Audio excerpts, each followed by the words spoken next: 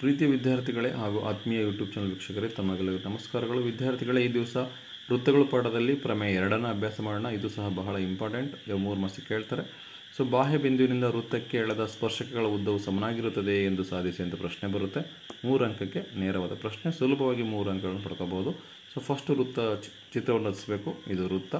So OP, OQ, OR ಇದು ರಚನೆ ಮಾಡಿದ್ದೀವಿ. PQ ಮತ್ತು PR ಸ್ಪರ್ಶಕಗಳಾಗಿದೆ. ಈ ಚಿತ್ರವನ್ನು ಬರ್ಕೊಂಡು ಇವಾಗ ದತ್ತ ಬರೆಯೋಣ.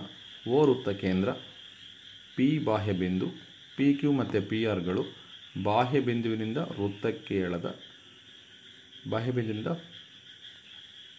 ಎಳೆದ ಸ್ಪರ್ಶಕಗಳಾಗಿದೆ. ಸೊ ದತ್ತ ಗೊತ್ತಾಯ್ತಲ್ಲ.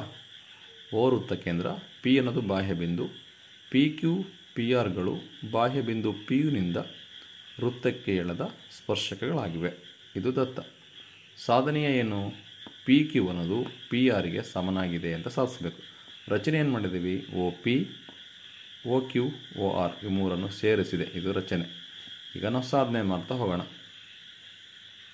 ತ್ರಿಭುಜ OQP ಮತ್ತು ತ್ರಿಭುಜ ORPಗಳಲ್ಲಿ ಏನೇನು ಸಮನಾಗಿದೆ?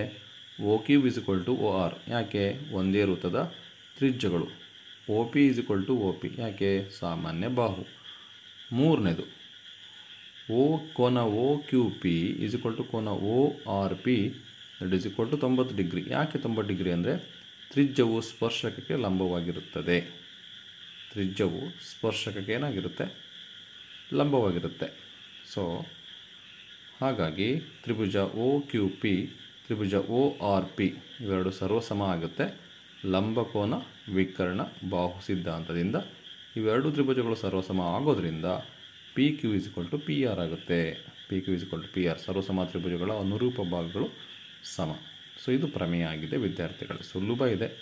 ಸುಲಭವಾಗಿ ನೀವು ಈ ಒಂದು ಪ್ರಮೇಯಕ್ಕೆ 3 ಅಂಕಗಳನ್ನ ಪಡ್ಕೋಬಹುದು.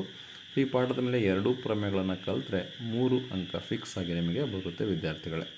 ಸೊ ಇವತ್ತಿನ ಒಂದು ವಿಡಿಯೋ ನಿಮಗೆ ಇಷ್ಟವಾದರೆ ಪ್ಲೀಸ್ ಲೈಕ್ ಮಾಡಿ, ಶೇರ್ ಮಾಡಿ ಹಾಗೂ ಸಬ್ಸ್ಕ್ರೈಬ್ ಮಾಡೋದನ್ನು ಮರಿಬೇಡಿ ಅಂತ ಹೇಳ್ತಾ thank you for watching this video.